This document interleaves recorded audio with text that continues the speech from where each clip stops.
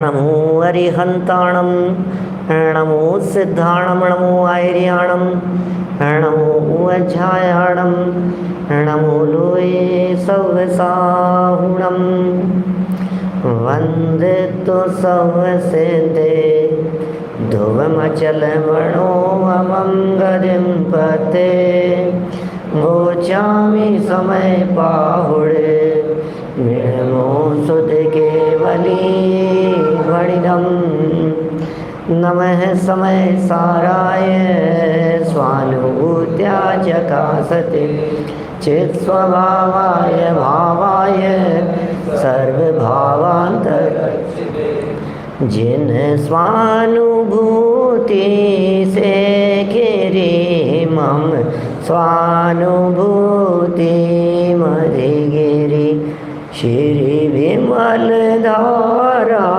जैन श्रुत आनंद अमृत से समता प्रवाह महावती रागादि विकल्प तोड़िके माँ सरस्वती प्रतिभा वंदन दृष्टि निज में जोड़ी के दृष्टि निज में जोड़ी के। ग्रंथराज समयसार जी यहाँ विराजमान है। आचार्य कुंद कुंद स्वामी की यह परम उपकारी अनुपम रचना भव्य जीवों के महाभाग्य से, या यूँ कहें हमारे महाभाग्य से इस ग्रंथाधिराज की रचना हुई है। भरत क्षेत्र के जीवों को वर्तमान में चौथा काल तो नहीं है, लेकिन पंचम काल होते हुए भी ये समय सार मिल गया तो मानो चौथा काल मिल गया, है ना। साक्षात तीर्थंकर परमात्मा तो नहीं है, लेकिन तीर्थंकर परमात्मा समव शरण में बैठकर क्या करते थे? बोलते थे, बताते थे, वाणी कीर्ति थी ना उनकी।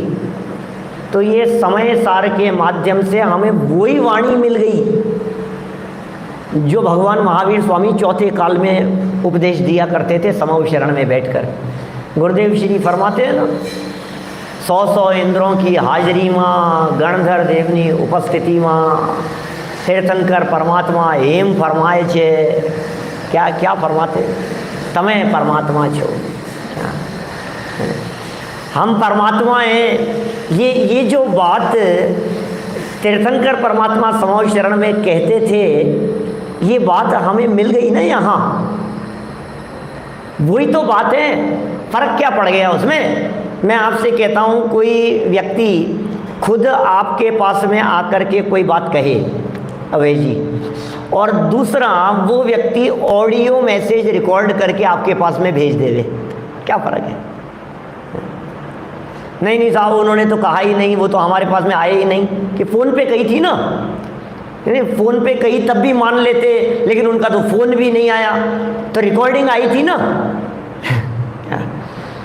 मैंने वॉइस मैसेज भेजा, उन्होंने व्हाट्सएप पर रिकॉर्डिंग करके भेजा, तो वो जो रिकॉर्डिंग में जो बात कही गई है, ये उन्हीं की कही हुई बात है ना।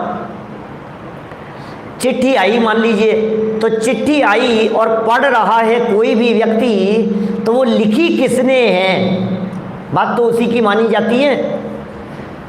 चली कहाँ से है, बात तो वही मानी जाती है ना।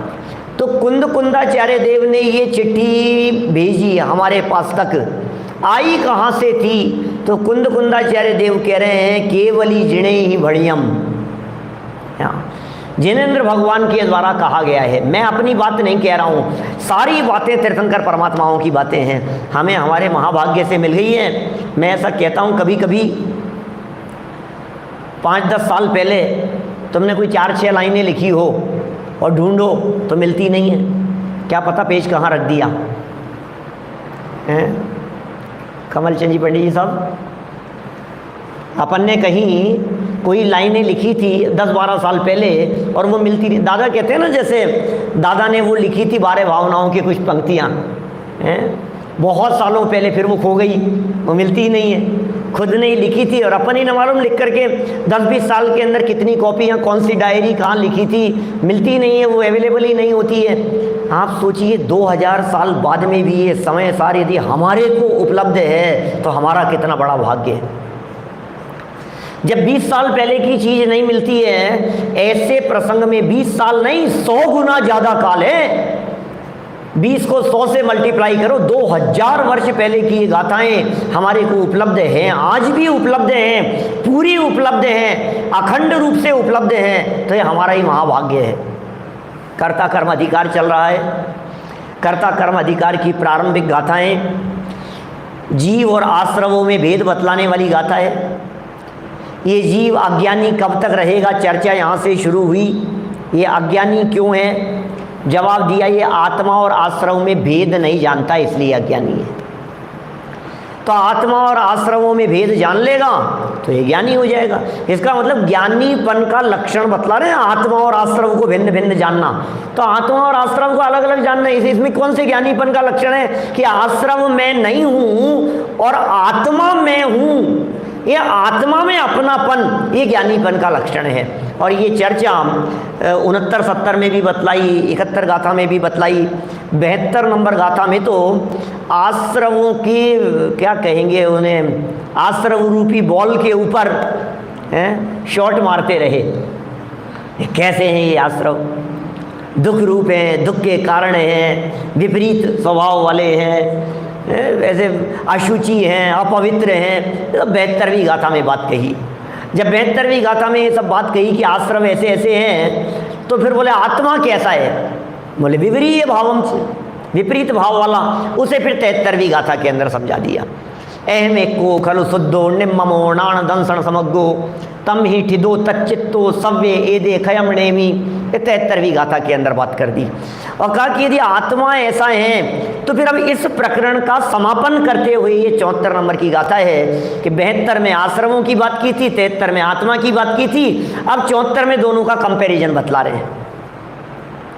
मैंने 72 नंबर गाथा में अकेले आश्रमों की बात कर दी, आश्रम ऐसे ऐसे हैं। यद्यपि टीका में अमृत चंद्राचार्य देव ने 72वीं गाथा में ही आश्रमों के सामने आत्मा को खड़ा किया था क्या, लेकिन मूल गाथा में कुंद कुंदाचार्य देव ने आत्मा की चर्चा नहीं की थी। वहां 72 नंबर गाथा में, 72 नंबर की गाथा की टीका में अमृत चंद्राचार्य ने भले ही ये बात कह दी हो, अरे इन अशुचि आश्रम के सामने भगवान आत्मा, ये आत्मा भगवान स्वरूप विराजमान है, ऐसे आत्मा की चर्चा की थी। 3 जगह पर 72 नंबर की गाथा की टीका में आत्मा के पहले भगवान शब्द का प्रयोग किया।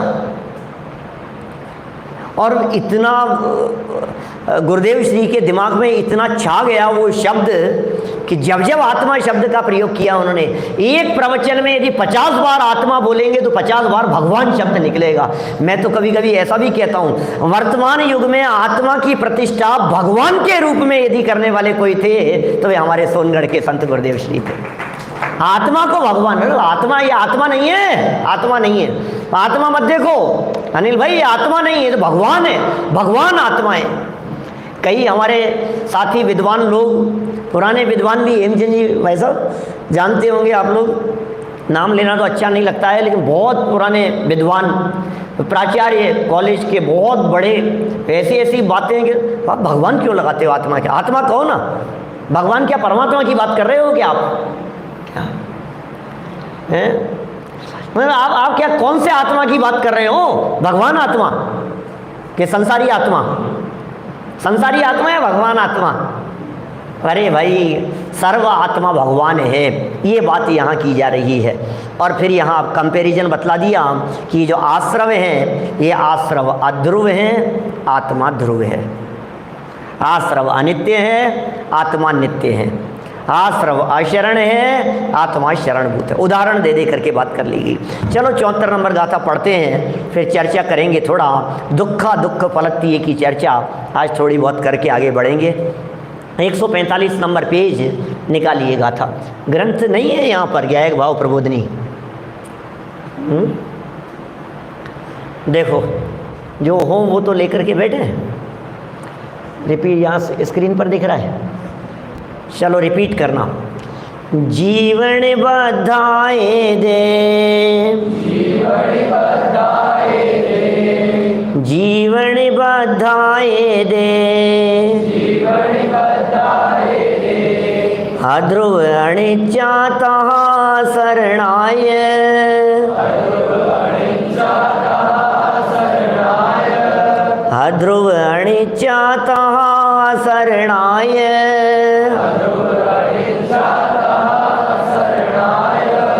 दुखा दुख फलतीय,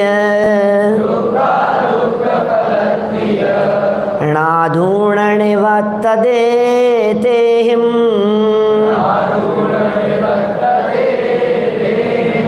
नाधूणन वत देते हिम,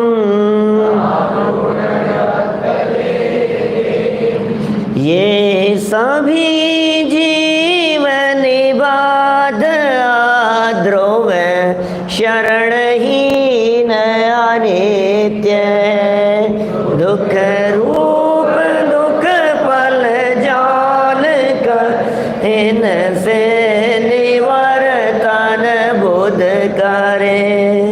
ये सभी कौन सभी? जीव निबद्ध, जीव के साथ में जो बंधे हुए हैं, जीव निबद्धा दे, ये जो जीव के साथ में बंधे हुए हैं, ये सब कैसे जो जीव के साथ में बंधे हुए हैं? ये कौन है जीव के साथ में बंधे हुए? बंधे हुए की बात कर रहे हैं, जीव के साथ में बंधे हुए। आश्रम शब्द का प्रयोग नहीं किया है तो कहाँ से लगाया कि एदे कह दिया ना, एदे किससे? कि पिछली गाथा में जिनकी चर्चा चल रही थी वो सब आश्रव भाव जीव के साथ बंधे हुए अध्रुव हैं। अरे स्थिर नहीं रहते। कल हमने चर्चा पुनः की थी आपके बीच में, मिर्गी के बेग की तरह घटते बढ़ते रहते, एक जैसे परिणाम नहीं रहते। यहाँ बैठे बैठे भी माने ये जो परिणाम एक जैसे नहीं रहते हैं, ये कषायों की स्थिति तो है ही। तीव्र कषाय और मंद कषाय रूप परिणाम तो ऐसे दिखते ही हैं। यहाँ बैठे बैठे प्रति क्षण, प्रति पल, प्रति समय, क्या ये प्रति, ये आवाज़ इसमें से आ रही है, स्पीकर की वजह से हो रहा है क्या थोड़ा डिस्टर्ब? प्रति क्षण स्पीकर से ही है ना डिस्टर्ब थोड़ा सा, कोई बात नहीं, कोई बात नहीं। ये जो परिणाम हैं जो यहाँ बैठे हैं हम लोग, ये बैठे बैठे भी हमारे तारतम्य रूप भेद पढ़ते रहते हैं। माने इसको ऐसा भी कह सकते हैं, जो अध्रुव शब्द का प्रयोग किया है, ये अध्रुव में जो परिवर्तन है ना, यद्यपि चूंकि आश्रमों की चर्चा चल रही है इसलिए वो षटगुणी हानि वृद्धि वाली बात यहाँ लागू नहीं करनी चाहिए, क्योंकि वो तो आत्मा की पर्यायों की बात है, वो त्रिकाल है। लेकिन जिस तरह से षटगुणी हानि वृद्धि रूप अवस्थाएं तारतम्य रूप से असंख्यात अनंत गुनी इस तरह से वृद्धि और ह्रास होता रहता है, षट स्थान हानि और षट स्थान वृद्धि जिस तरह से होती रहती है, उसी तरह से यहाँ बैठे बैठे भी निरंतर हर समय की परिणाम में परिवर्तन है। यह हर समय ऐसा परिवर्तन हो रहा है। देखिए क्या कह रहे हैं यहाँ, जो बात चल रही है, अध्रुव हो गया। अनित्य के लिए क्या उदाहरण दिया था भाई? अनित्य के लिए क्या उदाहरण दिया था? शीत दाह ज्वर के समान, ठंडा और गर्म, कभी ठंडा हो जाता है कभी गर्म हो जाता है, इस तरह से। चलो और फिर अब ये जो है ना, ये माइक भी ऐसा ही है, अध्रुव है ना, अनित्य है, देखिए एक रूप रहने वाला नहीं है, धीरे धीरे आवाज़ बढ़ती चली जाती। कभी कभी क्या होता है, ये आपके मोबाइल में होता है ना, जैसा मतलब जैसे अभी यहाँ हैं आप, तो उसमें जो लाइट है वो कम है और धूप में चले गए तो अपने आप वो लाइट बढ़ जाती है, ऐसा होता है कि नहीं? ऑटो सेट होता है ना, बाहर गए तो अपने आप उसकी वो बढ़ गई, अपने आप कम हो गई। ऐसे वॉल्यूम में भी होता है कभी कभी। तो कोई बात नहीं, अब ये जो जैसा है ठीक है।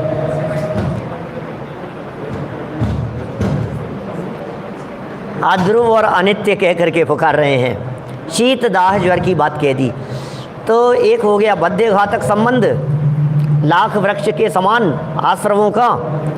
दूसरा कह दिया था घटते बढ़ते रहते हैं, चैतन्य आत्मा ध्रुव हैं। और तीसरी बात यह कह दी थी कि शीत दाह ज्वर के आवेश के समान अनुक्रम से उत्पन्न होते हैं। क्या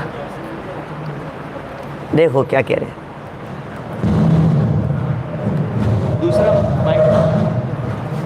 कोई बात नहीं। दूसरा माइक सिंपल है। कोई चिंता वाली बात नहीं है। आज तो कल है ना शिविर, तो कल से शुरू है, तो आज ही पता लग गया कुछ गड़बड़ी है तो कल तक व्यवस्थित हो जाएगा। चलिए, अब ये भगवान आत्मा कैसा है, तो आश्रम तो कह दिए अनित्य, और भगवान आत्मा विज्ञान घन स्वभावी, ये जीव है नित्य। तो ये सब बहुत सारे परिणामों के बारे में, क्रोध के बारे में, मान के, घमंड की भी यही स्थिति है, अभिमान की भी यही स्थिति, धीरे धीरे बढ़ता चला जाता है। कोई व्यक्ति प्रशंसा करे तो इसको लगता है और होनी चाहिए, और होनी चाहिए, और होनी चाहिए, और होनी चाहिए, तो ये बढ़ती चली जाती है, फिर डाउन भी हो जाती है, क्योंकि सामने वाला भी कब तक प्रशंसा करता रहेगा। फिर उसको स्थायी रखने की कोशिश करता है। जैसे क्रोध को टिकाए रखने की कोशिश करता है, ऐसे अभिमान की बात को टिकाए रखने की कोशिश करता है। इसी तरह से हास्य आदि की बातों को भी, भय आदि की परिस्थितियों को भी बनती रहती है, कम ज़्यादा होती रहती है, फिर डर जाता है, फिर डर जाता है। अभी हमारे अखिल है वहाँ जयपुर में, अकेला रह गया वहाँ, तभी सुबह बात हुई, रात भर नींद नहीं आई, क्या हुआ, अब वो पूरे स्मारक के अंदर अकेला ही रह गया। अभी सब लोग तो यहाँ आ गए, क्या अब वो कोई नहीं है, वो पूरा स्मारक इतना बड़ा विशाल, भूत बंगला तो नहीं है वहाँ तो पंच परमेष्टि पंच परमात्मा विराजमान है, ऊपर पंच तीर्थ है। लेकिन ऐसा होता है ना, अपने को धीरे धीरे फिर वो उसी बात को सोचता है कोई व्यक्ति, और सोच सोच करके, जैसे मान लो किसी व्यक्ति को डर लग रहा हो, तो क्या करें भाई, इसका ये साइड वाला सही है, इसमें है प्रॉब्लम, इसको बंद कर दूं?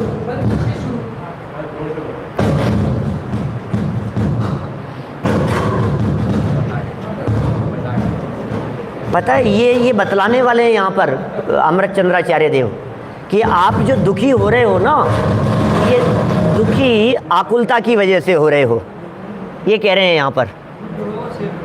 आप जो दुखी हो रहे, ये भी बंद हो गया, हे भगवान।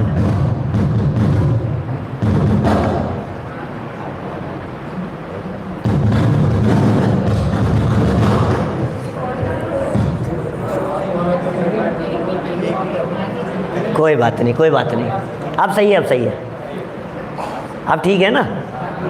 चलो, तो अभी ये जो आपको लग रहा था ना इतनी देर से, सही नहीं हो रहा, सही नहीं हो रहा है ना, ये कब सही होगा, ये जल्दी क्यों नहीं सही हो रहा है, अब कर लिया, अब हो जाएगा। तो ये जो आपकी इच्छा थी, ये इच्छा होने पर होती है आकुलता, और आकुलता है वही आश्रम भाव रूप है, और वो दुख रूप है। ये बात यहाँ आश्रम के बारे में कह रहे हैं। देखो पेज खोलो 146 नंबर। कल हमने यहाँ आश्रम को आशरण भी सिद्ध कर दिया था। अमृत चंद्राचार्य देव ने कह दिया कि आश्रम आशरण है। बचाए कौन आश्रमों को, कौन टिकाए आश्रमों को? आश्रम माने दुश्मन, शत्रु, विरोधी तत्व। तो देख कर के मुझे इतनी वाक्य पढ़ कर के इतनी प्रसन्नता की अनुभूति हो रही है कि ये मुझे तकलीफ पहुंचाने वाला मरने वाला है। क्या? जो मेरा दुश्मन था, पंडित जी साहब, जो हमारे दुश्मन थे, वे दुश्मन मरने वाले हैं, वो टिक नहीं पाएंगे, क्योंकि उनका स्वरूप ही ऐसा ही अशरण है। उन्हें कोई बचा नहीं पाएगा, वे स्थिर नहीं रह सकते, वे कायम नहीं रह सकते हैं। इसलिए उन्हें अशरण कह करके पुकारा गया। और स्वयं रक्षित भगवान आत्मा, ये स्वयं रक्षित है। हमें किसी और के शरण की जरूरत नहीं है। शरण की जरूरत उसे हो जो अपने आप को अशरण महसूस करता हो। क्या? जो अशरण महसूस करता हो उसे लगे किसी की शरण चाहिए, किसी की शरण चाहिए। कोई तो हो भाई साहब, कोई भी तो नहीं है। अब ये संसार में ये जीव अशरण अशरण मानता हुआ अपने आप को दुखी होता रहता है, और पता लग जाए कि तू तो स्वयं रक्षित है, तो फिर दुख का क्या कारण है? इस जीव को ये पता नहीं है कि मैं स्वयं रक्षित हूं, इसलिए वो आरक्षित विचार करता हुआ दुखी होता रहता है। सब बच्चे लोग बैठे हुए हैं यहाँ। शुभम चक्रवर्ती का प्रसंग सबने सुना है, सुना है ना? शुभम चक्रवर्ती क्या हुआ था उसके साथ में? हैं? नमोकार मंत्र तो बाद में बोल रहा था, पहले क्या हुआ था? क्रोध के कारण फेंक दी थी उसने थाली, खीर फेंक दी थी, थाली फेंक दी थी रसोई के ऊपर, जल गया था, मर करके व्यंतर हो गया था। तो इधर इसके परिणामों में क्रोध था, फिर उसके परिणामों में क्रोध चलता रहा। फिर क्या हुआ? वो फल वल ले आया कुछ, हैं, किसान बन करके आ गया चक्रवर्ती के पास में, ला करके उसने भेंट कर दिया। तो कहा ये कहाँ से लेकर के आया? बोले मेरे राज्य में है। तो लेकर के चला गया समुद्र के बीच में।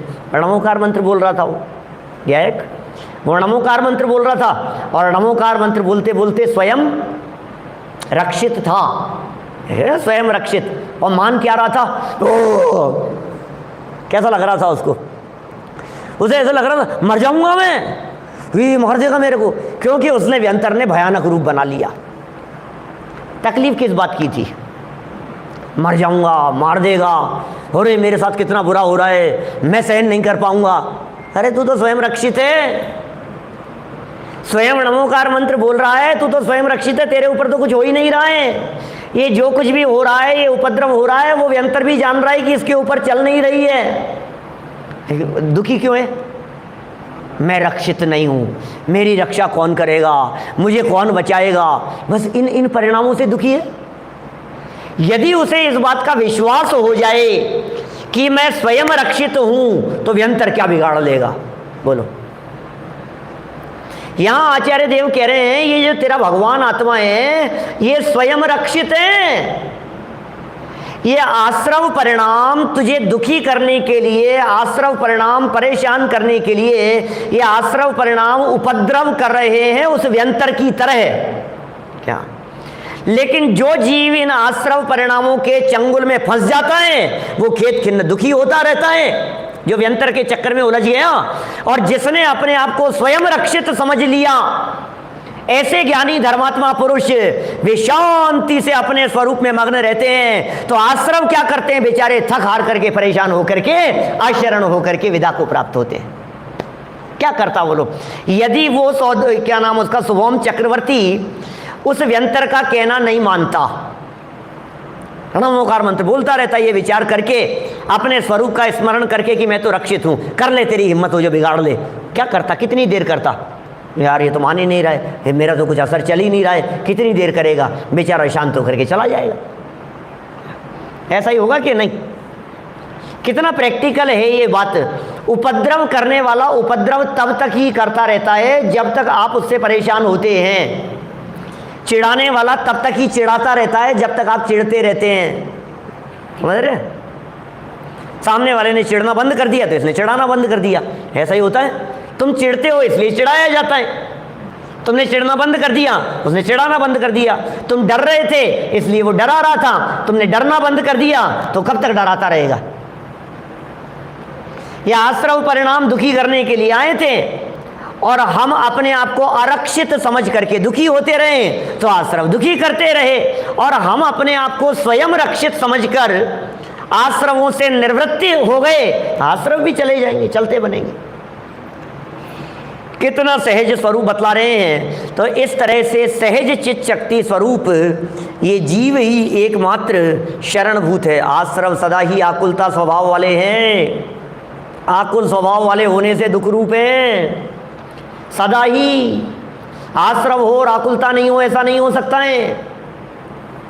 आकुल स्वभाव वाले होने से दुख रूप है, आकुल स्वभाव वाले होने से दुख रूप है। टोडरमल जी साहब ने ऐसा प्रयोग किया मोक्ष मार्ग प्रकाशक में। मोक्ष मार्ग प्रकाशक ग्रंथ 2 जगह पर लिखी।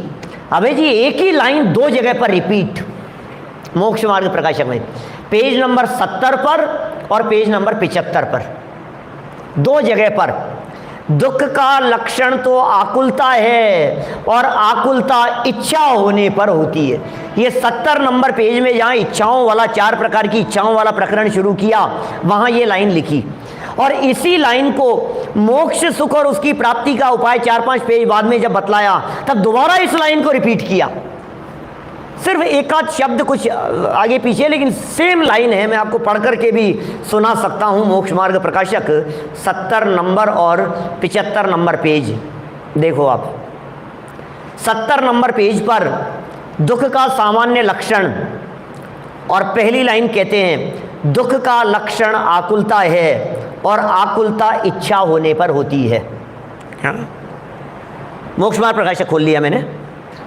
दुख का लक्षण आकुलता है, याद रखना वाक्य, 70 नंबर पेज का वाक्य पढ़ रहा हूं। दुख का लक्षण आकुलता है और आकुलता इच्छा होने पर होती है। अब 75 नंबर पेज का वाक्य पढ़ता हूं। 75 नंबर पेज पर लिखा, दुख का लक्षण तो आकुलता है और आकुलता तभी होती है जब इच्छा हो। सेम वाक्य है, एक तो शब्द बीच में आ गया है, हमें ध्यान नहीं जाता है हमारा। मैंने जब मोक्ष मार्ग प्रकाशक चलाया था पूरा, तब भी मैंने ध्यान आकर्षित किया था। लाइन टू लाइन जब प्रवचन हुए ना, 422 प्रवचनों में पूरा मोक्ष मार्ग प्रकाशक हुआ है, सब उपलब्ध हैं, सुने भी हैं आप लोगों ने सुने हैं। तो उस समय भी मैंने ये लाइन की तरफ देखो, ये लाइन वहाँ भी आई थी, ये लाइन यहाँ भी आई है, मुझे बताई नहीं किसी ने, मैंने किसी से सुनी नहीं, ध्यान है दोनों जगह। तो कितना स्पष्ट कह रहे हैं, दुखी क्यों हो भाई साहब आप। और कहीं याद आती है आपको, छेड़ाला में याद आती है, दौलत राम जी ने छेड़ाला में भी लिखा और दौलत राम जी ने देव स्तुति में भी लिखा, आकुलित भयो अज्ञानधारी सकल गे गायक तदपि वाली स्तुति। क्या आकुलित क्यों, आकुलता तो दुख का कारण है। वहां छेड़ाला की तीसरी ढाल के अंदर लिख दिया, आत्म को हित है सुख सो सुख आकुलता बिन कहिए, और आकुलता शिव माही न ताते शिव मग लाग्यो। इसका मतलब सब जगह पर आकुलता है, मोक्ष में आकुलता नहीं है। और आत्मा का हित किसमें है, सुख में। सुख में आत्मा का हित तो सुख में है, और वो सुख आकुलता के बिना होता है। इसका मतलब जहां जहां आकुलता होगी वहां सुख नहीं होगा। आकुलता है तो सुख नहीं है, और आकुलता जहां नहीं है वहां सुख है। आप देख लीजिए, अरे लौकिक में भी तो कितना प्रैक्टिकल समझ में आती है अपनी को ये बातें। जो बातें यहाँ अमृत चंद्राचार्य देव लिख रहे हैं, जो बातें टोडरमल जी ने लिखी है, जो बातें दौलत राम जी ने लिखी है, ये सारी बातें अनुभव की तो बातें हैं। पंडित टोडरमल जी साहब वहीं मोक्ष मार्ग प्रकाशक में लिखते हैं, भाई हम जो स्वरूप बतलाते हैं ये तेरे अनुभव में आता है या नहीं। अश्विनी जी साहब, हम जो ये बातें बताते हैं ये आपके अनुभव में आता है या नहीं।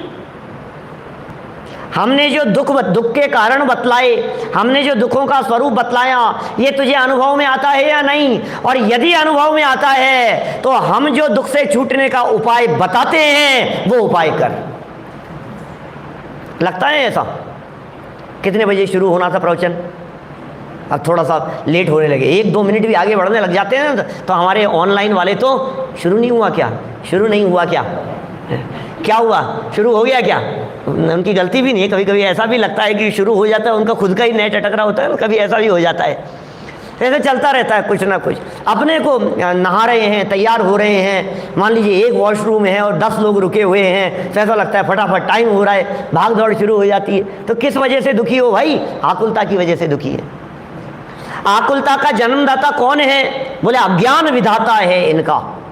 अज्ञान इस आकुलता का जन्मदाता है। होता स्वयं जगत परिणाम, ये विचार करने पर आकुलता नहीं होती है। और मैं इसमें फेरफार कर दूं, ऐसा नहीं, ऐसा हो जाए, ऐसा हो जाना चाहिए था, तो आकुलता खड़ी होती रहती है, ये दुखी बना रहता है। तो दुख का कारण आकुलता है। और आकुलता कब होती है, जब इच्छा होती है। और इच्छा किसके कारण होती है, बोले अज्ञान के कारण होती है। आपकी इच्छाएं क्यों है, अज्ञान के कारण है। ऐसा हो जाना चाहिए, ऐसा यार इतने बजे पहुंच जाना चाहिए, इतने बजे पहुंच जाना चाहिए। फिर 2-5 दिन पहले तो हमारे साथ में ऐसा हुआ कि वो हमें बेलगांव पहुंचना था। क्या आप थे क्या ऑनलाइन पे? हमें बेलगांव पहुंचना था और फ्लाइट हमारी जो थी, कहाँ से गए थे हम, भोपाल से फ्लाइट थी बेंगलोर के लिए, फिर बेंगलोर से बेलगांव फ्लाइट थी, है ना। तो वहाँ हमारी फ़्लाइट पहुँचनी थी बेलगांव 6:30 बजे। अभय जी 6:30 बजे फ़्लाइट पहुँचनी थी, 8 बजे का प्रवचन था, तो कोई दिक्कत नहीं थी उसमें। अब वो फ़्लाइट लेट होती गई, लेट होती वो फ़्लाइट जो 4:30 बजे की फ़्लाइट थी वो 6:30 बजे रवाना हुई।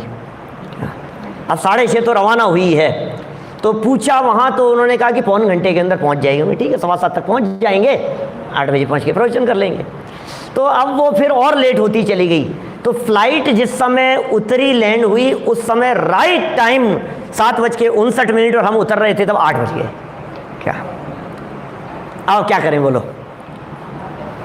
अब एक एक मिनट बढ़ता चला जाता है। अब वो सब वहाँ लेने के लिए फिर शुरू किया हमने, वहीं से शुरू कर दिया था। लेकिन क्या हो रहा है, आपकी इच्छा है कि मैं शुरू करूँ, आपकी इच्छा है कि मैं चलाऊँ। अब वो पाप रूप हो या पुण्य रूप हो, जो भी हो, लेकिन यदि आपके चित्त में कुछ इच्छा बनी हुई है और इच्छा की पूर्ति नहीं हो पा रही है तो आप आकुलित होते चले जाते हैं। और आकुलता जैसे ही मिट जाती है, मान लो जितने बजे का समय है, अभी परसों हुआ ऐसा ही, परसों हम वहाँ से आए, अब वहाँ से भी तो इधर आए ना, अब निकले सुबह 11 बजे के आसपास, पहुँचना था 8 बजे, पहुँच जाएंगे।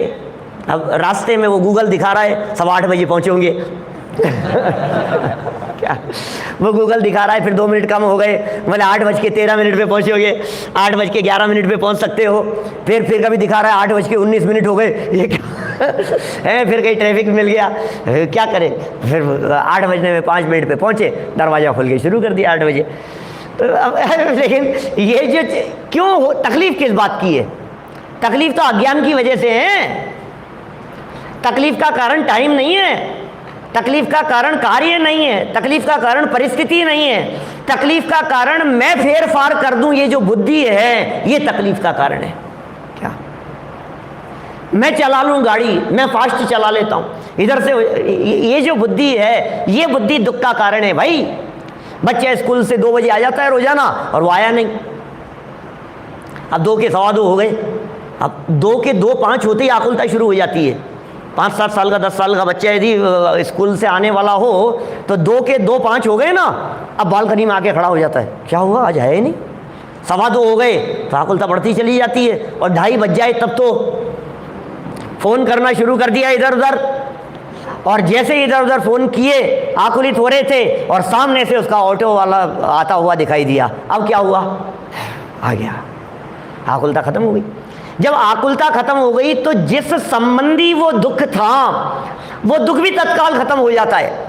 हम कितनी जगह, हर जगह आकुलित हैं, हम मंदिर आने में आकुलित हैं, प्रवचन सुनने में आकुलित हैं, पूजन करने में आकुलित हैं, ऑफिस जाने में आकुलित हैं, जहाँ खड़े हैं वहाँ हमारे को आकुलता दिखाई देती है, भोजन के लिए आकुलता दिखाई देती है, ड्यूटी में आकुलता दिखाई देती है, कॉलेज जाने में आकुलता दिखाई देती है, वापस आने में आकुलता दिखाई देती है, ट्रेन पकड़ने में, बस पकड़ने में, समय हो रहा है, ट्रेन छूट नहीं जाए। मैं क्रमबद्ध पर्याय की चर्चा करते समय एक उदाहरण देता हूँ ऐसा कि ये विचार करता रहता है। अब घर से तो निकला नहीं टाइम से, अब कैब बुक कर रहा है तो कैब बुक नहीं हो रही है, क्या अब भागना दौड़ना शुरू कर दिया, नहीं समय हो रहा है, अब तो अब कैब नहीं आएगी, दिक्कत हो जाएगी। इधर उधर भाग दौड़ करके चौराहे पर गया, इधर उधर गया, ऑटो देख, ऑटो तलाशो, कहीं भी ऑटो आ गया, कोई बात नहीं, चलो अब उससे कहा भैया जल्दी से पहुंचा देना। अब रास्ते में रेड लाइट मिलती है तो भी धड़कन बढ़ती है, ट्रैफिक जाम मिलता है तो लगता है अरे भाई कि क्या अभी मिलना था इतना जाम। और यदि उसका टायर पंचर हो जाए ऑटो का, फिर तो कहते हैं ना वो नमोकार मंत्र की माला के जाप की तरह, हे भगवान बस ट्रेन आज तो लेट हो जाए बस, क्या। और फिर वो उस पर सर्च करता रहेगा, ट्रेन पहुंच गई क्या, कहाँ तक आ गई है ट्रेन, कितनी देर है, राइट टाइम तो है ना, बस लेट हो जाए। अब वो नेट और नहीं चल रहा है पता नहीं लग रहा है हमारे को, आकुलता बढ़ती, कितना दुखी होता रहता है, परिणामों में चलता हो माला का, हे भगवान बस ट्रेन तो आज लेट हो जाए, बस ट्रेन लेट हो जाए, ट्रेन लेट हो जाए, ट्रेन लेट हो जाए। जाप करता रहा, उसने रिपेयरिंग किया, उसने बदला, उसको क्या कहेंगे उसे, स्टेपनी लगा दी, टायर बदल दिया, जैसे तैसे करके पहुंचा दिया। और हमने वहां जाकर के देखा ट्रेन सामने खड़ी हुई है। अब तकलीफ होगी क्या, सम्यक, अब तो कोई तकलीफ नहीं है ना, अब तो ट्रेन सामने दिखाई दे रही है। अब हम ट्रेन में जाकर के बैठ गए, अब चल नहीं रही है ये चल क्यों नहीं रही है गंगवाल जी साहब बोलो, अब चल क्यों नहीं रही है? अब 15 मिनट हो गए, यार ये क्या हो गया, आधा घंटा हो गया, क्या बात है आज चल क्यों नहीं रही है ये ट्रेन, कि आज ये ट्रेन कैंसिल हो गई है, यहीं रहेगी। अरे तुमने ज़्यादा जाप कर लिया है देर लेट हो जाए 24 घंटे लेट हो गई है, अब कल जाएगी तुम ही तो कह रहे थे लेट हो जाए। लेट हो गई तो कहते चल क्यों नहीं रही है, चले जाए तो कह रहे लेट क्यों नहीं हो गई है। ये कैसे आकुलता बनी रहती है। दुखी किस वजह से है, मुझे आकुलता की वजह से दुखी है। तो कितना स्पष्ट शब्दों में कह रहे हैं, आश्रव परिणाम, चाहे वो राग का परिणाम हो, द्वेष का परिणाम हो, क्रोध का परिणाम हो, घमंड का परिणाम हो, मायाचारी का परिणाम हो, कोई भी परिणाम हो, ये आश्रव सदा ही आकुल स्वभाव वाले होने से, हमेशा आकुल स्वभाव वाले हैं, सदा ही आकुल स्वभाव वाले होने से दुख रूप हैं। माने ऐसा कह सकते हैं इनका अविनाभाव संबंध है दुख का और आकुलता का। जहां जहां आकुलता होगी वहां नियम से दुख होगा, और जहां आकुलता कम होगी वहां दुख भी कम होगा। आपको जिस विषय के बारे में आकुलता होती है वहीं तुरंत दुख शुरू हो जाता है। आकुलता जितनी कम होती है उतना दुख कम होता है। आकुलता जितनी ज़्यादा बढ़ती चली जाती है उतना दुख बढ़ता चला जाता है। आप 5 मिनट लेट हो गए तो थोड़ी आकुलता थी, और 15 मिनट लेट हो गए तो आकुलता और ज़्यादा हो गई, और आधे घंटे लेट हो गए तब तो बहुत ज़्यादा आकुलता हो गई। तो जितनी जितनी आकुलता बढ़ती चली जाती है उतना दुख है। लेकिन एक बहुत सुंदर वाक्य कह दिया, अनाकुल स्वभाव वाला जीव ही एकमात्र अदुख रूप है, सुख स्वरूप है। भैया आकुलता आश्रमों में है, आत्मा में आकुलता का नामो निशान नहीं है। आत्मा में तलाशो आकुलता कहाँ है, स्वभाव में देखो आकुलता कहाँ है। अरे आकुलता तो अज्ञान के कारण थी ना, और आत्मा में अज्ञान है कि आत्मा में ज्ञान है? आत्मा में तो ज्ञान भरा है, अज्ञान तो आश्रव का लक्षण है। क्या अज्ञान जो है ये तो आकुलता का जन्मदाता है। ये अज्ञान तो विरोधी तत्व है, ये अज्ञान तो विभाव भाव है और ज्ञान स्वभाव भाव है। तो आत्मा के स्वभाव में यदि जाकर के देखें तो ज्ञान रूप है भैया आत्मा, तो अज्ञान है कहाँ? आत्मा में आकुलता का तो ढूंढते रह जाओगे, आत्मा में आकुलता है। आत्मा में यदि आकुलता हो जाती दिलीप भाई तो फिर सिद्ध भगवान का क्या होता? आज तक अनादिकाल से ये जीव आकुलित होता होता यदि सच में आकुलता रूप हो गया होता तो क्या होता? सिद्ध भगवान भी दुखी होते हैं? सिद्ध भगवान भी तो आकुलित होते। फिर कह रहे हैं अनाकुल स्वभाव वाला, निराकुल नहीं। आत्मा का स्वभाव, निराकुल और अनाकुल में क्या फर्क है बेटा? निराकुल माने सिद्ध भगवान निराकुल हैं और हम अनाकुल हैं। सिद्ध भगवान भी अनाकुल हैं, उन्हें सिद्धत्व से न देखो तो सर्वजीव है ना। सिद्ध भगवान को सिद्धत्व पने न देखें तो सर्वजीव अनाकुलता स्वभाव है, और निराकुलता आकुलता के मिट जाने पर प्रकट होने वाला वर्तमान परिणाम है। निराकुलता आकुलता के निकल जाने पर प्रकट होने वाली निर्मल परिणति है, वो निराकुलता है, और अनाकुल स्वभाव है। इसको दूसरे शब्दों में कहें तो ऐसा कह सकते हैं, अनाकुल स्वभाव के अवलंबन से निराकुलता प्रकट होती है। स्वभाव अनाकुल, उसका अवलंबन लेने पर जो परिणाम प्रकट हुआ वो निराकुल। स्वभाव के अवलंबन से निराकुलता और पर के अवलंबन से आकुलता। देखो भाई सीधी सी बात है, घर के बाहर निकलोगे तो आकुलता का सिलसिला चलता रहता है, और घर में आ जाते हैं तो निराकुल हो जाते हैं। हम घर से बहुत समय से निकले हुए हैं, घूमते फिरते हुए। तो अभी कोल्हापुर में जब कार्यक्रम ख़त्म हुआ हेरले में, तो 2 दिन का गैप था बीच में, देवलाली का कार्यक्रम शुरू होने में, अभी कल से शुरू होगा। तो 2 दिन का गैप था। तो प्लानिंग तो यही करके आए थे कि वहाँ आसपास के गाँवों में क्षेत्रों पर अपन दर्शन कर लेंगे। लेकिन वो इतनी आकुलता और ऐसा लगने लगा कि यार अब थक गए, अब चलो अपने घर। और जैसे ही यहाँ देवलाली में अपने घर में आकर के रुके, अब शांति है। क्या अब ऐसा लग, क्योंकि अब घर में हैं, अब घर में बैठे हुए हैं अपने। कहीं भी चले जाओ आप, और ये भी आपको यदि घर है आपका तो आप निराकुल हैं, और ये भी थोड़े समय बाद में कैसा लगने लगता है कि घर नहीं है। निज घर बिना विश्राम नहीं, ऐसा बोलते हैं ना। अपने घर के बिना विश्राम नहीं है। बाहर में कहीं भी चले जाओ राजू भाई, सब जगह पर अशांति है, सब जगह पर आकुलता है। तो पूरे दुनिया भर में संसार दशा में ये जीव परिभ्रमण करता हुआ दुखी और खेद खिन्न रहता है, क्योंकि ये पर का अवलंबन लेता है, इसका उपयोग बाहर की तरफ दौड़ता है। अब यदि ये पर की तरफ उपयोग दौड़ाना बंद करे और अपने में आ जाए तो क्या होगा? बोले निज घर में आ गया, बोले अनाकुलता है। अब कोई आकुलता नहीं है, अब बैठे हैं अपने घर में, हमें किस बात की आकुलता है? घर से बाहर हैं तो आकुलता ही आकुलता है, और घर में आ गए तो निराकुलता है। देखिए इसी बात को थोड़ा सा और बढ़ाते हैं। जीव ही एकमात्र अदुख रूप है, और उसको स्पष्ट कर दिया। अदुख रूप है माने सुख स्वरूप है। मुझ में दुख कहाँ है? आत्मा में दुख है क्या? आत्मा में दुख नहीं है, आत्मा के आश्रय से दुख नहीं है, ठीक है ना।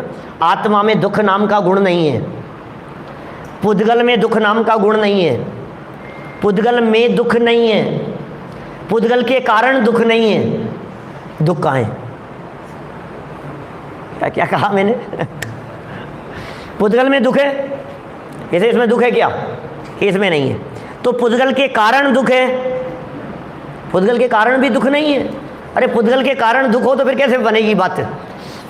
तो पुद्गल के अवलंबन से क्या? अवलंबन ये जीव अपने अज्ञान भाव की वजह से लेता है तो दुखी होता है। वास्तव में न पुद्गल में दुख है, न पुद्गल के कारण दुख है, न पुद्गल दुख स्वरूप है, न आत्मा में दुख है, न आत्मा के कारण दुख है, न आत्मा दुख स्वरूप है, न आत्मा के लक्ष्य से दुख है। तो फिर दुख कहाँ है? कि दुख अज्ञानता के कारण है, जिसमें ये अपने आत्मा का अवलंबन या अपनी परिणति का अवलंबन परद्रव्य के साथ में करता है, वहां दुख है।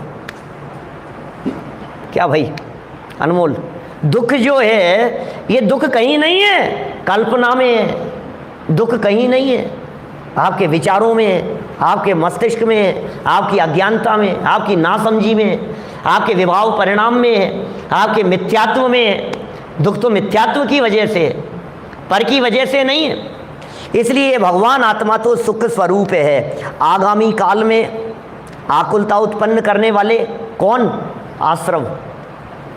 वर्तमान में दुख रूप है, और तुम वर्तमान में दुखी हुए तो भविष्य में भी दुख के कारण रूप बीज बो दिए गए। एक सूत्र है उमा स्वामी आचार्य का 6ठे अध्याय का, बहुत ही मार्मिक सूत्र है, माने वो पॉजिटिव थिंकिंग के लिए। असाता वेदनी कर्म के आश्रव के कारण बतलाए और कहा दुख शोक तापा क्रंदन वध परिदेवनान्यात्म परोभय स्थानान्य असद्विद्यस्य। क्या हेमचंद जी पंडित जी साहब, कितना गजब का सूत्र है। क्या लिखा है उन्होंने? हैं असाता वेदनी कर्म के आश्रव के कारण क्या है?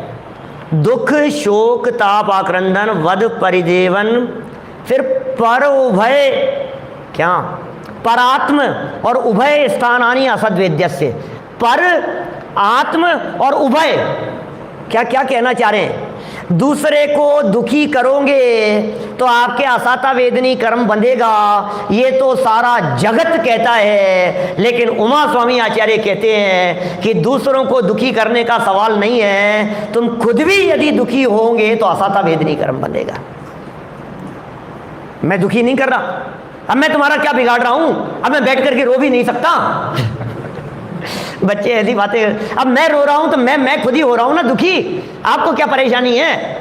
किसका क्या बिगाड़ा है मैंने? अरे तू दुखी हो रहा है तो भविष्य के लिए दुख के बीज बो रहा है। प्रसन्न रहने की कला सिखा रही है जिनवाणी। जिनवाणी ये कह रही है दुखी मत हो, खेत खिन्न मत हो। ये परिस्थितियां दुख का कारण नहीं है, तुम क्यों दुखी हो रहे हो? कि दुखी करूंगा तब तो असाता बंधेगी, तब तो पाप बंधेगा। समझ में आता है दुखी होने से भी पाप बनता है। नवल कुंड जी साहब, माने दुखी होने से भी पाप बनता है, तो दुखी भी नहीं हूं मैं। मतलब किसी व्यक्ति ने मुझे खूब सुनाया है, अब मैं दुखी भी नहीं हूं। किसी अध्यापक ने डांट दिया, अब मुझे दुख भी नहीं होवे। अब दुखी होना तो बनता है ना यार। दुखी नहीं होवे तो फिर उनको भी ऐसे लगता है कि मैंने तो इतना डांटा, दुखी तक नहीं हो, नालायक है क्या? दुखी होना तो बनता है ना स्वयं। ऐसा लगता है कि दुखी तो होना ही पड़ेगा, क्या करें। तो ऐसा होता है सच में। हम किसी को डांटें और सामने वाला मुस्कुराता रहे तो फिर क्या होता है? फिर स्पष्ट समझ में आती है अधु अनित्या। ये क्रोध आदि परिणाम, ये अध्रुव है, ये अनित्य है। लेकिन कितना सरल भाषा में कह रहे हैं भाई, तुम यदि दुखी होंगे, तुम यदि आकुलित होंगे, तुम्हारे वर्तमान परिणाम यदि विकार रूप हैं, आश्रव रूप हैं, तो आगामी काल में आकुलता उत्पन्न करने वाले कौन उत्पन्न करने वाले हैं? बोले पुद्गल परिणामों के हेतु होने से, पुद्गल परिणाम के हेतु। पुद्गल परिणाम क्या है? ये पुद्गल परिणाम का मतलब पुद्गलों के परिणमन की बात नहीं कर रहे हैं यहाँ। पुद्गल परिणाम का अर्थ द्रव्य कर्म लेना चाहिए, द्रव्य कर्म के उदय रूप पुद्गल परिणाम लेना चाहिए यहाँ। यद्यपि ये अज्ञानी जीव तो पर के कारण दुखी होता रहता है, संयोगों के कारण दुखी होता रहता है, लेकिन संयोगों के कारण दुखी होता है, संयोग दुख के कारण नहीं है। संयोगों के कारण दुखी होता है, परिस्थितियों के कारण दुखी होता है, लेकिन परिस्थितियां दुख का कारण नहीं है। इसलिए यहां जो शब्द प्रयोग किए हैं ये आकुलता उत्पन्न करने वाले पुद्गल परिणाम। अब आपको लगेगा परिस्थिति ऐसी थी, तो लाइट चले गई, पंखा रुक गया, गर्मी लग रही है, मैं दुखी हो गया। तो क्यों दुखी हुआ भैया? अभी तो चल रहा है पंखा, फिर भी लेकिन चालू हो गया है ना। हाथ हिलना चालू हो गया, दुपट्टा हिलना चालू हो जाए, रुमाल हिलना चालू हो जाता है। क्या हुआ? किस किस वजह से दुखी है? इसकी वजह से दुखी हूं। कि नहीं भाई, ये यदि दुख का कारण हो तो फिर बिना पंखे के रहने वाले सर्व जीव दुखी होने चाहिए। इसलिए जो पुद्गल परिणामों के हेतु, कौन से? आकुलता उत्पन्न करने वाले पुद्गल परिणामों के हेतु शब्द का प्रयोग किया है, इनके साथ में संबंध बैठता है द्रव्य कर्म के उदय का। क्या असता का उदय आएगा ना, और उसके साथ में भी अनिवार्य संबंध नहीं बैठता, क्योंकि जैसा कर्म बंधा था, अभी हमने आकुलतामय परिणाम किए और आकुलतामय परिणाम होने से कर्म बंधे। अब वो जो पुद्गल कर्म बनेंगे, वो पुद्गल कर्म का उदय आएगा तो आगामी काल में दुख उत्पन्न करने का कारण है। ऐसा समझ में आ रही है लाइन क्या कह रहे हैं? आश्रव सदा ही, नहीं नीचे वाले पैराग्राफ में, आगामी काल में, फ्यूचर में, भविष्य में, जैसे कहते हैं ना, आपने सुनी होगी इस तरह की बात कदाचित आपने, कि धर्म का फल तत्काल है। आपको यदि वर्तमान में शांति मिल रही है तो भविष्य में भी शांति मिलेगी। वर्तमान में अशांति का अनुभव कर रहे हैं तो भविष्य में भी अशांति मिलेगी। समझ रहे हैं क्या है चक्कर? आप अभी दुखी हो रहे हैं तो ऐसे कर्म बनेंगे कि भविष्य में भी दुख मिलेगा। वर्तमान में आपको किंचित शांति की अनुभूति हो रही है, वर्तमान में शांति मिल रही है, यानी जिनवाणी का रसास्वादन करने से, ये जिनवाणी के वचन कर्णेंद्रिय का विषय बनने पर वर्तमान में शांति की अनुभूति हो रही है या नहीं? यदि वर्तमान में शांति की अनुभूति हो रही है तो कि नहीं साहब सुख मिल ही नहीं रहा है, सुख मिला ही नहीं है, बोले अभी नहीं मिला है तो कभी नहीं मिलेगा। जिसको अभी नहीं लग रहा है, ये जिनवाणी के अवलंबन से, तत्वज्ञान के अवलंबन से, वेद विज्ञान की चर्चाओं में जिसको यहाँ थोड़ा मिल रहा है तो फिर भविष्य में भी मिलेगा, ऐसा होता है। तो आगामी काल में आकुलता उत्पन्न करने वाले, आगामी काल में आकुलता उत्पन्न करने वाले कौन हैं? पुद्गल परिणाम। आकुलता कहाँ से आई थी? बोले आश्रव से। आश्रव है वो आकुलता रूप है। वर्तमान में की आकुलता, आकुलता से द्रव्य कर्मों का हुआ आश्रम, तो ये आकुलित परिणाम ये आश्रम के हेतु हैं। और वो आश्रम जो थे द्रव्य आश्रम, आकुलित परिणाम भाव आश्रम, और इन भाव आश्रमों के निमित्त से होने वाला द्रव्य आश्रम, और वो द्रव्य आश्रम बंध में परिणमित होगा, द्रव्य आश्रम पूर्वक बंध हुआ। तो ये जो बंध रूप पुद्गल का परिणाम है, ये आगामी काल में जब उदय आएगा तो पुनः आकुलता को जन्म देगा। आप वर्तमान में दुखी हो रहे हैं ना, अच्छा सोचिए, गर्मी की वजह से, पंखा नहीं चलने की वजह से आकुलता हुई है ना, अभी की बात को देखें अपन, तो पंखा नहीं चलने की वजह से आकुलता हुई। तो जो आकुलता पंखा नहीं चलने की वजह से हो रही थी और जो परिणामों में विकृति आ रही थी, इस विकृति से ऐसा कर्म बंध रहा था कि भविष्य में पंखे की हवा का वेदन न हो सके। ऐसा ही कर्म बनता है। आप क्या सोच रहे हैं?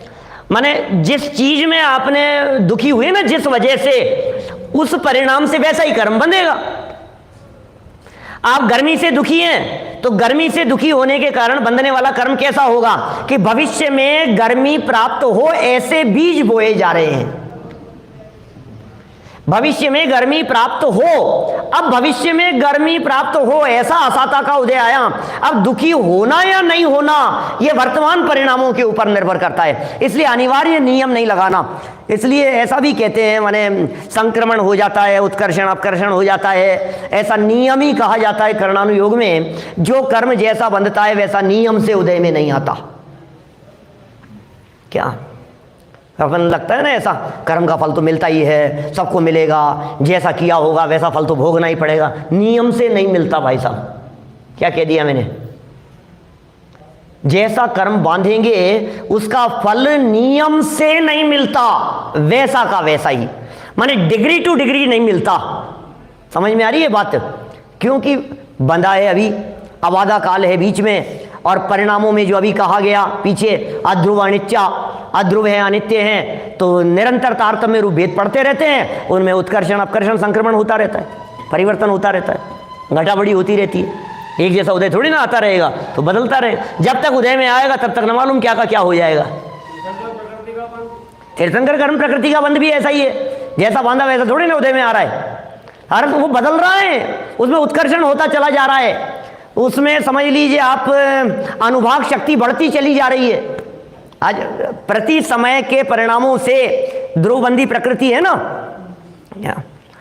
तो वो कैसी कर्म प्रकृति है? अभी बंदी, वो बनती रहती है। तो प्रति समय के परिणामों से फिर उसमें प्रगाढ़ता आती चली जाती है, उसमें अनुभाग रस के अंदर प्रगाढ़ता आती चली जाती है। और टोडरमल जी साहब ने जैसा लिखा, गोमट सार में जैसा लिखा, मोक्ष मार्ग में स्थिति का घटना तो सभी कर्मों का होता है, और अनुभाग पाप प्रकृतियों का घटता है और पुण्य का बढ़ता है। ये है मोक्ष मार्ग की स्थिति। तो यहाँ के इस वाक्य से बोले ये जो है वर्तमान में दुखी नहीं होना, ये हमारे को प्रेरणा मिल रही है। अरे मजे करो, और मजे करो का मतलब ये सहज रहो।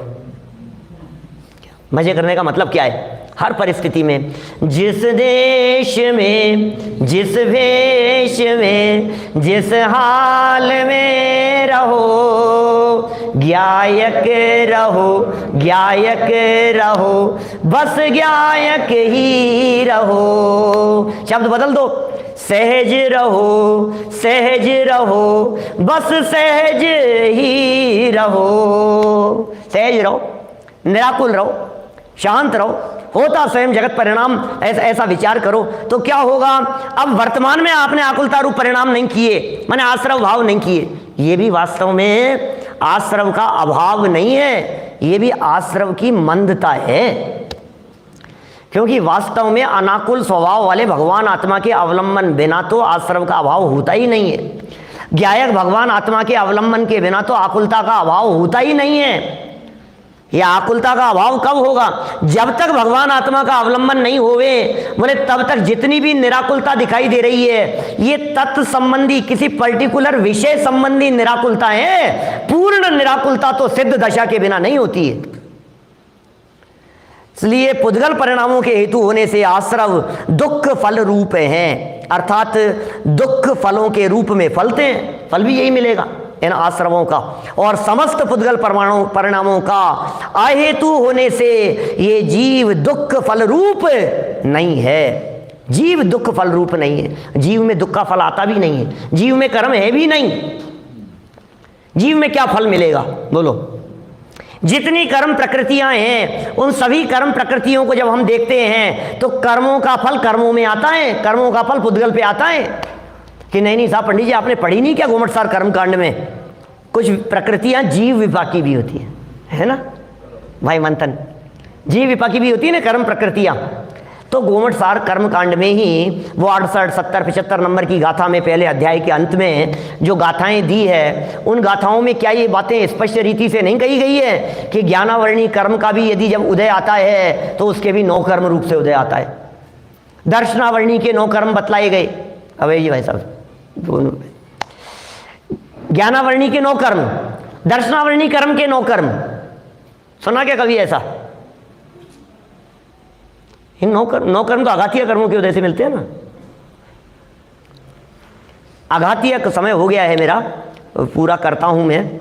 आघातीय कर्मों के उदय से मिलते हैं ना 9 कर्म। तो घातीय कर्मों के उदय से बोले जिनवाणी ये कह रही है आघातिया हो या घातिया हो, दोनों ही कर्मों के फल में 9 कर्म मिलते हैं। के ऊपर जो ज्ञानावरणी नाम का कर्म है, ये ज्ञान के ऊपर आवरण डालने के लिए ज्ञानावरणी कर्म, ये लाइट चले जाएगी तो आपको दिखना बंद हो जाएगा। आंखों में गड़बड़ हो गई तो आप देख नहीं सके, चश्मे का नंबर उतर गया, ऐसे 9 कर्म कहें। दर्शनावरणी कर्म के 9 कर्म इस तरह के कहें जैसे निद्रा दर्शनावरणी कर्म, तो उन्होंने कहा दही खाएगा, क्या खीर खाएगा, गरिष्ठ भोजन करेगा। तो ये गरिष्ठ भोजन करना ये दर्शनावरणी कर्म के उदय से मिला हुआ 9 कर्म है। और क्या होगा, वो गरिष्ठ भोजन करेगा और नींद आएगी। तो निद्रा दर्शनावरणी कर्म के 9 कर्म बतलाए, ऐसे सब में लगाना इसी तरह का। मैं ये कहना चाह रहा हूं कर्म का फल कर्म में आता है। ये ज्ञानावरणी कर्म पुद्गल के परमाणु हैं, कारवाण वर्गणाएं हैं, और वो कारवाण वर्गणाएं ही कर्म रूप परिणमित होती हैं, और कर्म रूप परिणमित होकर के स्वयं या कर्म रूप परिणमित होती है। जीव में क्या किया, वो तो पर द्रव्य है ना। तो भगवान आत्मा जो अंदर में विराजमान है, शुद्ध परम पारिणामिक भाव स्वरूप, ये कह रहे हैं समस्त पुद्गलों का अहेतुक होने से दुख फल रूप नहीं होता। माने यदि ज्ञायक भगवान आत्मा के स्वभाव के नजदीक जाकर के देखें 14वीं गाथा की टीका का विषय जैसा, तो बोले ये तो दुख का फल इसमें आता ही नहीं। दुख का फल है कहाँ कि साहब दुखी हो रहा है, रागी द्वेषी हो रहा है, अरे कुछ नहीं है। स्वभाव के समीप जाकर के देखने पर ये कुछ भी दिखाई नहीं देते हैं। ऐसा भगवान आत्मा का स्वरूप है। तो आश्रवों से यहाँ भेद ज्ञान कराते हुए कितनी बातें कह दी है। पहली बात, आश्रव अध्रुव थे, पहला बद्ध घातक संबंध बताया। फिर आश्रव अध्रुव थे, भगवान आत्मा ध्रुव है। आश्रव अनित्य हैं और भगवान आत्मा नित्य हैं। आश्रव आशरण है और भगवान आत्मा शरणभूत हैं। ये आश्रव आकुलता स्वभाव वाले हैं, भगवान आत्मा अनाकुल स्वभाव वाला है। ये आश्रव दुख के फल में, दुख के फल रूप से आगामी काल में उदित होंगे, और ये भगवान आत्मा सदा काल ही सुख रूप ही दिखाई देता है, पुद्गलों का अहेतुक है। इस तरह से आश्रव और आत्मा में भेद विज्ञान करता हुआ यह जीव आश्रवों से निवृत्त हो जाता है। शंका अभी भी बनी हुई है कि आखिर ये जानने से निवृत्त कैसे हो गया। टीका के आगामी चरण में इसी बात का स्पष्टीकरण किया गया है। फिर आगे अपेक्षित विस्तार से चर्चा करेंगे। अभी की बात को विराम देते हैं।